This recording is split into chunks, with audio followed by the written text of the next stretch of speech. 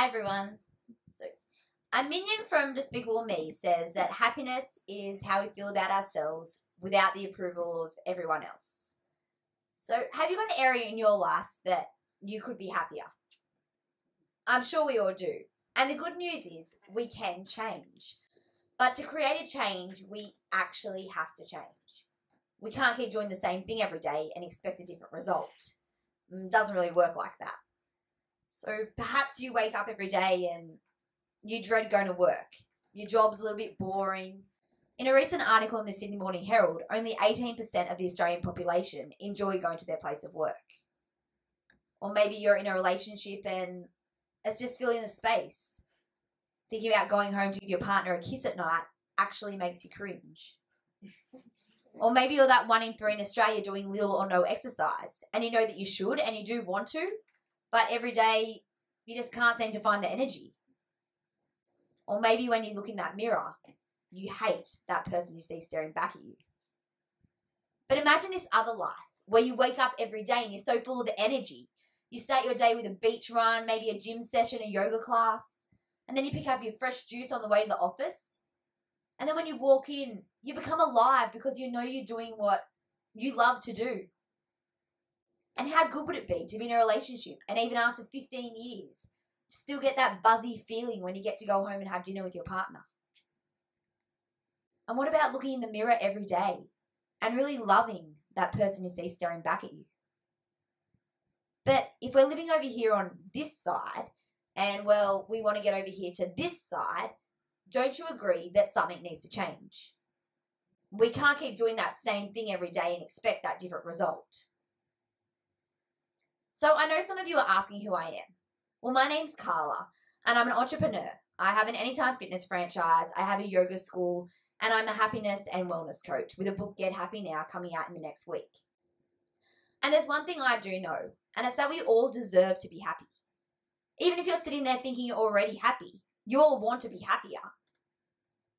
And I know some of you are sitting there saying, oh yeah, I've heard this before. I've been to those self-development workshops. I've done the Tony Robbins thing. It just doesn't stick with me. Or maybe you're sitting there thinking, well, yeah, I do want to get fit, but it's really expensive and I can't really afford to join a gym. Or maybe you actually haven't thought about it. You do the same thing every day. You wake up to the alarm, you rush to work, you sit in this office job that, it pays the bills. And then you come home and you sit in front of the television and watch the same show that you've watched the last 5 seasons of. And you haven't really stopped to ask yourself if you actually are happy. So today I'm going to share with you a personal story and a client story and maybe a take-home exercise that you can start to implement into your life to create a little bit more happiness. So as a little girl, I used to love to play hide and seek. I would run home from school every day. I just could not wait. This one day, I ran home from the bus stop and I said to my mum, Mum, I'm going to go play hide and seek. And she's like, okay. This one day, my brother, he says, I know, I'm going to join you. So anyway, I always played hide and seek with my next door neighbour. His name's Dave. So we go up to my next door neighbour's house and my brother says, I know, what I'm going to do is I'm going to go hide in the bush and you guys can come and find me. Cool, sounds good to me. So anyway, we go up to my next door neighbours. And then my next door neighbour says to me, hey, Carla, I've got an idea. How about we go into my mum and dad's room and we create a plan? And then that way we can go and find your brother. Okay. So, well, as any, 10-year-old girl does, I walk into the room. And then all of a sudden I get this weird feeling. Just this weird sense. And the door shuts behind me. But the door doesn't shut, it locks. What are you doing? And, well, before I know it, I'm down on the bed and my clothes are starting to come off. Stop it. I don't want to do this. Just stop. Stop.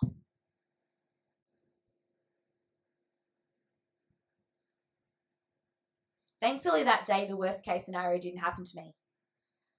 But what did happen had a huge significant impact on me and then the way that I related to guys. For a long time, I put up all these brick walls and I couldn't let anyone into my life.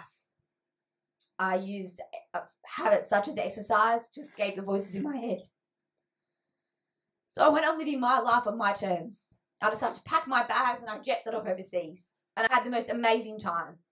I spent 3.5 years backpacking the world doing some crazy cool stuff. Being independent becomes really easy when you've got these brick walls up. Then the reality hit.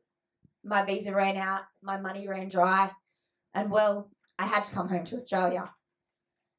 So here I am a few years later and I'm dancing at my brother's wedding. I'm having a great time and I'm dancing and I'm smiling, but I'm in tears. And everyone's thinking, oh God, Carla's had too much to drink, which was probably true. But the real reason I was crying was because I was so done with being that girl. I was so done with the same questions. Carla, have you got a boyfriend yet? Carla, are you on RSVP yet? Carla, maybe it's time to stop being so picky. Maybe Mr. Right isn't out there. And it was in this moment that I had this huge flashback and I went straight back to that room that day and I realised, oh my gosh, I had just made a decision that then impacted the next 20 years of my life. And that was a moment that I decided that I needed to change. That I couldn't rely on anyone else to make me happy. If I wanted to be happy, I needed to learn to love myself. So I decided to change and I started really working on myself. I used the exercises that I have in my book, Get Happy Now. Things as affirmations, goal setting, and my favourite is my gratitude journal, where every day I write down 3 things that I'm really grateful for. And I really learnt to love myself. And it's also been the case with one of my clients. Her name's Claire. Claire came to see me in 2012 and she was a whopping 140 kilos.